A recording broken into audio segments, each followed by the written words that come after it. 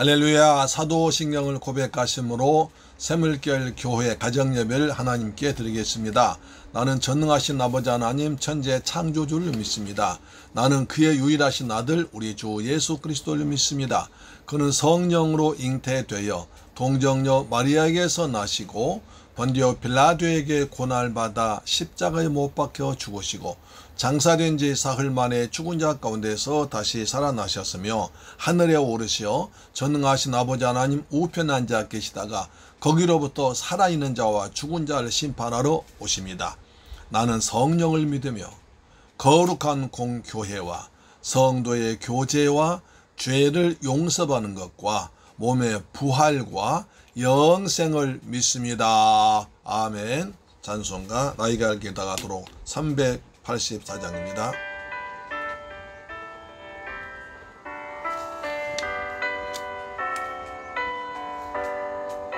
아버지,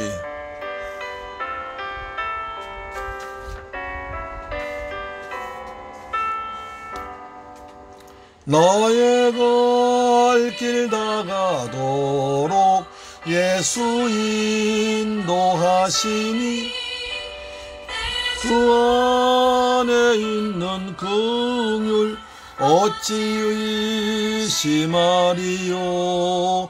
믿음으로 사는 자는 하늘이로 받겠네. 무슨 일을 만나든지 만사형통하리라. 무슨 일을 만나든지 만사형통하리라. 아멘. 나의 갈 길 다가도록 예수 인도하시니 당한 때도 족한 은혜 주시네.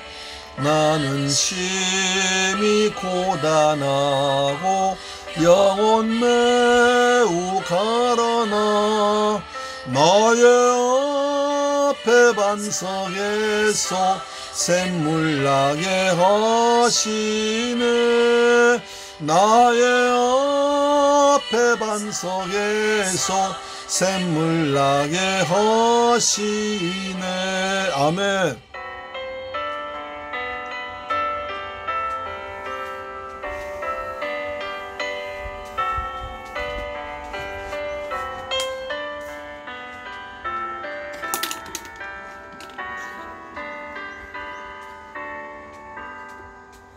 나의 갈 길 다가도록 예수 인도하시니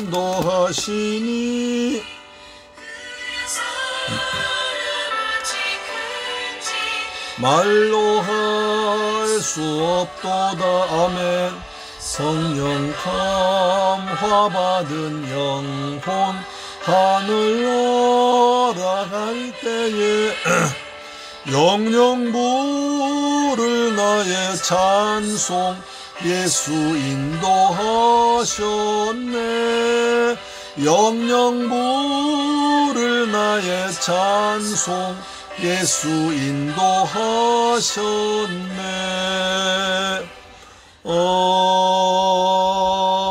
아멘. 할렐루야. 하나님 말씀 보겠습니다. 디모데전서 5장 18절로 21절 말씀이 됩니다. 디모데전서 5장 18절로 21절 말씀이 됩니다.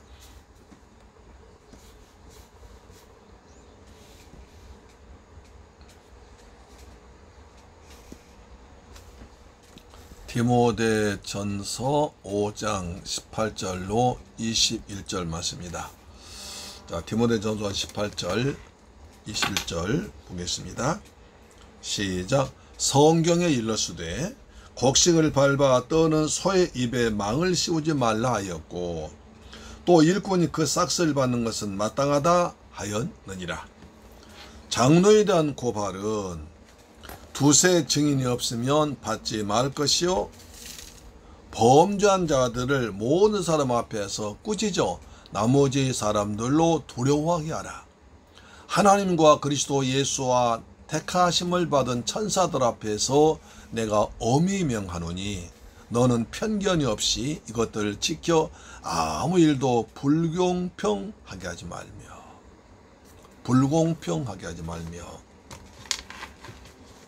제목을 공정한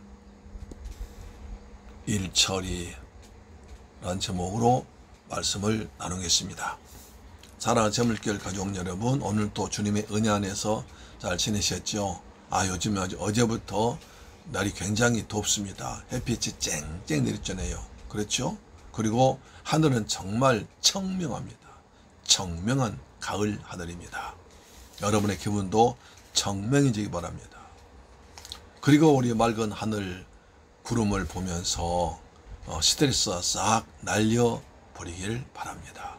이제 밖에 많이 나가지 못하니까 그냥 방 안에 있고 또 답답한 일이지만 이럴 때 밖에 한번 나와서 한 바퀴 주위를 한 바퀴 돌면 기분도 전환됩니다. 저도 조금 전에 집사람과 같이 밖에 나갔다 왔습니다. 아주 한결 상쾌한 기분으로 가정 예배 드리겠습니다. 본문은 교회 생활과 또 사람 관리, 교인 관계에 대한 가장 실제적인 문제들, 처리한 방법을 우리에게 가르쳐주고 있습니다. 유대인들은 평상시에는 소에게 망을 씌워서 밭의 곡식을 먹지 못하게 했습니다. 그렇지만 밭에서 일한 소는 망을 벗겨줘서 자유롭게 곡식을 먹게 했습니다. 여기서 의미하는 것은 일하는 것만큼 정당한 보수를 지급하라는 것입니다. 여러분 한번 소 입장 생각해 보세요. 열심히 밭을 갈면서 앞에 좌우에 먹을 것이 지천인데 그냥 망을 씌워 있으면 먹지 못하면 얼마나 화가 나겠습니까? 얼마나 스트레스 받겠습니까? 그러면 소가 일을 제대로 하겠습니까? 아니 주인 말이야 나를 부려먹으면 먹을 거나 제대로 주고 일시키지 먹을 것도 안 주면서 자기만 먹으려고 그래 하면서 그냥 어떤 그 꼬장을 부리거나 스트레스 쌓이지 않겠습니까? 그래서 유대인들은 보통 때는 곡식 지날 때는 소 입에다 망을 씌워서 곡식을 먹지 못하게 하지만 그러나 곡식밭을 갈거나 다니는 때 먹을 것이 많이 있으면 망을 풀어서 먹으면서 일하도록 했습니다. 참 굉장히 지혜로운 거죠. 이것을 우리 사람과 관계에 대입하면 일을 시키면서도 먹을 걸 정당히 주라는 겁니다. 보수를 정당히 주라는 것입니다. 그것이 정당하게 사람다운 사람을 대접하는 것 아니겠습니까? 장로는 교회가 인정한 사람이므로 그와 재판 거는 사람은 확실한 증거를 가지고 해라. 함부로 남을 정죄하거나 재판하지 못하도록 미리 확실한 증거를 가지고 두세 사람이 증인이 없으면 함부로 재판하지 말라라고 말했고요. 그 다음에 범죄자는 엄격히 처벌해서 다른 사람이 그것을 보고 자신을 조심하며 살도록 했습니다. 이러한 일을 처리하면은 편견 없이 최후 심판 때에 선 것과 같은 두려운 심정으로 판단하고 바울사도는 경계하고 있습니다. 이제 바울사도가 말씀하는 공정한 일처리에 대해서 자세히 살펴보겠습니다. 첫째, 근로대가. 근로대가 정당하게 지급하라는 것입니다. 바울사도는 자기 손으로 노동하여 그 대가를 선교비로 충당했습니다. 그렇죠. 사도행 20장 34절을 보면 그렇게 했습니다. 예수님께서도 일꾼이 그 싹을 받는 것이 마땅하다고 했습니다. 바울사도는 하나님의 복음을 전한 사람들에게 보수를 지급하는 것이 당연한 일이며 또 잘한 사람에게 더 주라고 했습니다. 오늘날과 같이 노동력 착취에 여념이 없는 시대를 향한 바울사도의 외침이 이렇게 미리미리 기록되어 있습니다. 일한 사람에게는 그 일에 적합한 보상을 받을 권리가 있습니다.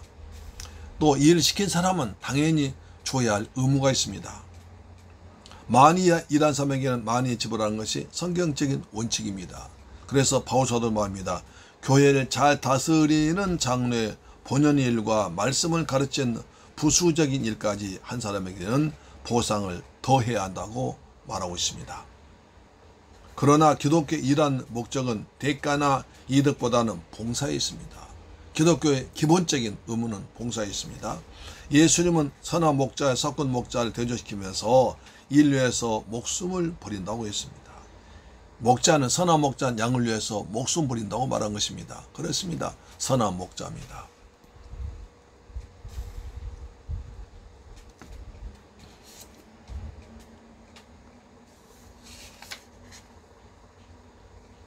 그러나 정당한 보수는 지급하라는 것입니다. 모든 직업에 있어서 최선의 노력과 결과는 보수보다 봉사의 동기를 가져야 하는 것 중요하죠. 결론적으로 우리는 순수한 봉사의 동기와 노동에 대한 정당한 보상이 조화를 이루어야 된다. 그렇습니다. 순수한 봉사와 정당한 보상, 그래서 봉사 플러스 정당한 보상이 아주 조화를 이루어야 한다고 말하고 있습니다. 교회 안에서부터 성실한 봉사와 양심적이고 공정한 분배가 이루어질 때 이 사회는 평화롭게 발전될 것입니다. 그리고 모든 사람이 사람다운 사람을 사는 기본적인 사회가 이루어질 것입니다. 아멘. 두 번째,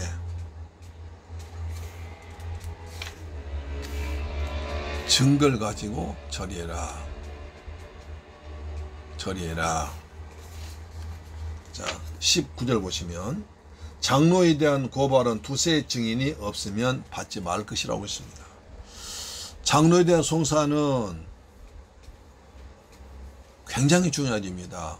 그래서 유대인들은 율법에 의하면 한 사람의 증언으로 다른 사람을 정죄할 수 없다고 그랬습니다. 신명기 19장 15절 말씀 볼까요? 신명기 19장 15절 말씀 보겠습니다. 신명기 19장 15절 말씀 봅니다.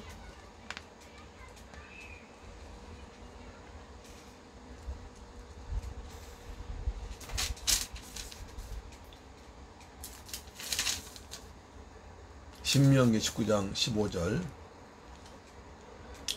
사람의 모든 악에 관하여 또한 모든 죄에 관하여는 한 증인으로만 정할 것이 아니요 두 증인의 입으로나 또는 세 증인의 입으로 그 사건을 확정할 것이요 했습니다. 그래서 두 사람 내지 세 사람의 증인이 있어야 한다 이렇게 말한 것입니다. 그래야 함부로 남을 정죄하고 비판하고 재판하는 판단 그런 일이 되도록 적게 하기 위해서 반드시 두세 사람의 증인이 있어야 재판이 성립되었습니다. 후에 교회는 이 율법의 규정을 교회 규범으로 받아들였습니다. 특히 장로의 경우는 이 규범을 철저히 적용했습니다. 왜냐하면 장로는 교회가 인정하는 사람이요 많은 교우들의 신망과 투표에 의해서 피선된 사람 때문에 그가 벌을 당하면 교회까지도 큰 영향을 미치는 것입니다.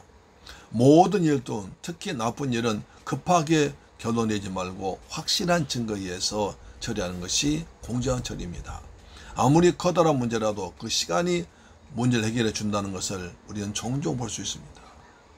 그래서 어떤 일이 발생했다고 해서 급하게 사람을 치리하거나 정죄하거나 비판하지 말고 적어도 시간을 두고 그리고 두세 사람이 증인까지 나와서 할 수 있도록 그래서 누구든지 억울한 사람이 없도록 또 나쁜 사람이 선한 사람을 억울하게 또 의도적으로 그래서 큰 피해를 받지 않도록 시간을 두고 천천히 다른 사람의 증언과 다 합쳐서 판단하고 말했습니다. 그렇습니다. 세 번째, 범죄자는 엄벌해라. 엄하게 벌하라고 말합니다. 자, 우리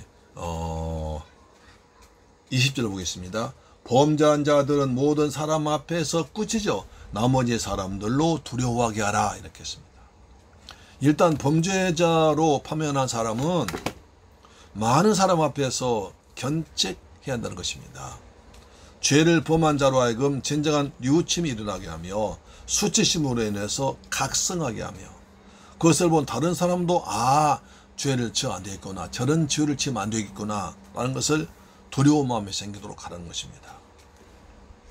가혹한 형벌이 못된 습관을 고치고 이후 형제들의 범죄 예방하는 효과를 거둘 수도 있습니다. 그렇다면 교회 안에서도 이는 필요한 것입니다. 예수님께서도 형제가 권고해서 듣지 않으면 이방인이나 세리가책이라고 했습니다. 네가 만약 권해도 두세 사람이 권해도 듣지 않으면 이방인처럼 세리처럼 함부로 해도 된다는 것입니다.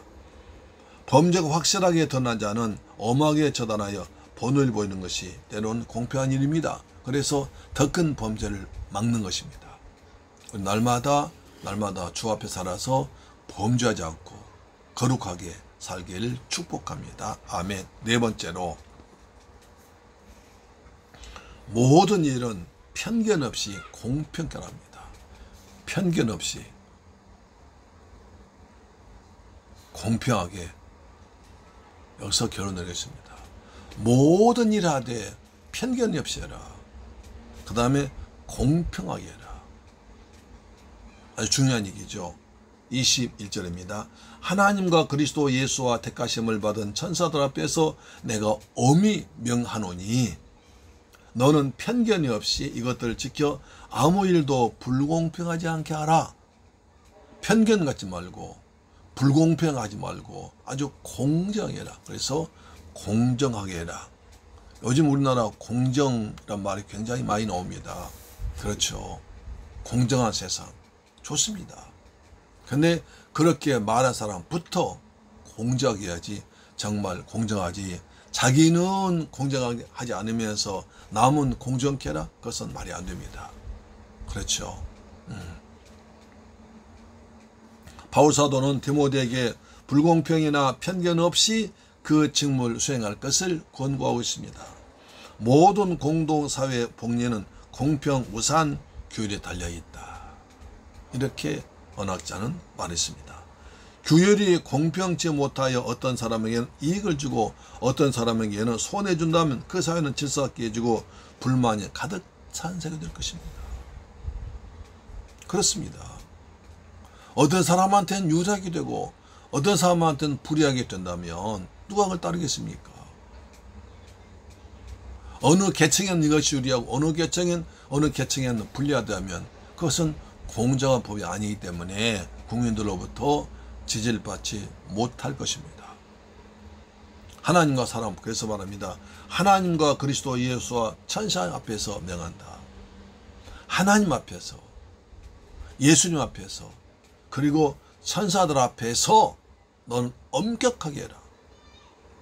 하나님 앞에서, 그리스도 예수 앞에서, 그리고 천사들 앞에서 너는 절대로 불평이 나오지 않도록, 또는 공정하지 않는 일이 발생치 아니하도록 아주 철저하게 편견 갖지 말고 그 다음에 공평하게 해라. 굉장히 중요한 얘기라고 있습니다. 마치 그것은 심판날 하나님 앞에서 네가 하나님 앞에서 심판 당할 걸 생각하면서 하라는 것입니다. 거리낌 없이 책망받음 없이 하라는 것입니다. 양심에 아무 거리낌이 없는 공정한 일 처리야말로 이 사회를 밝게 만들 것이고 서로를 믿고 또 믿음을 줄 것이며 기독교적인 공동체 만드는 굉장한 것입니다. 어느 사회가 좋은 사회입니까? 돈이 많은 사회가 아니라 공평한 사회, 공정한 사회가 좋은 사회입니다. 누가 나쁜 사람입니까? 공평을 깨는 사람이 나쁜 사람입니다. 모든 사람이 다 인정할 수 있도록 맞아, 저건 저래야 돼 라고 모든 사람이 수긍하고 따를 수 있는 공정한 일처리가 굉장히 중요하다는 것입니다. 그래서 그런 일이 사회가 되면 이 공동체를 위해서 최상의 덕을 만들려고 하는 것입니다. 교회는 그 덕에 있어서 이 세상 요구하는 표준 이상으로 공정한 사회를 만들기 위해서 우리부터 공평하고 공정하고 상시 통하는 일을 교회에서 해야 될 것입니다. 사랑하는 새물교회 가족 여러분, 그렇습니다. 사회는 공정해야 됩니다. 모든 것도 공정해야 됩니다. 그래서 근로 대가가 정당하게 지급되어야 됩니다. 어떤 일에 있어서 확실한 증거가 있어야 됩니다. 여러 사람이 다 수긍해야 됩니다. 범죄자는 엄격하게 처벌해야 됩니다. 편견이나 편견이 없이 공평하게, 아주 공정하게 일 처리해서 모든 사람이 정말 우리나라, 우리 사회, 우리나라, 우리 교회 좋은 교회다. 여기는 불평이 없는 그런 공정한 사회, 교회, 신앙생활이 되기를 기도합니다. 우리 그런 교회 되기 위해서 기도해 주시기를 부탁합니다. 아멘. 하나님 앞에서, 우리 하나님 앞에 서야 할 것입니다. 그때를 생각하면서 날마다 공평하게 편견 없이 살아간 저 여러분 되기를 축복합니다. 기도하겠습니다. 좋으신 아버지 하나님 감사드립니다. 찬양합니다. 경배합니다. 바울 사도는 디모데에게 여러 가지를 가르쳐 있습니다. 정당한 대가를 지급받도록 하고, 그리고 모든 일은 증거를 가지고 처리하고, 범죄자는 엄격하게 처리하며 치리하며, 그리고 편견 갖지 말고 공평하게 일하라고 했습니다. 우리도 이런 사회, 이런 조직, 이런 교회가 될 수 있도록 기도하며 나도 그렇게 사람을 대하기를 원합니다.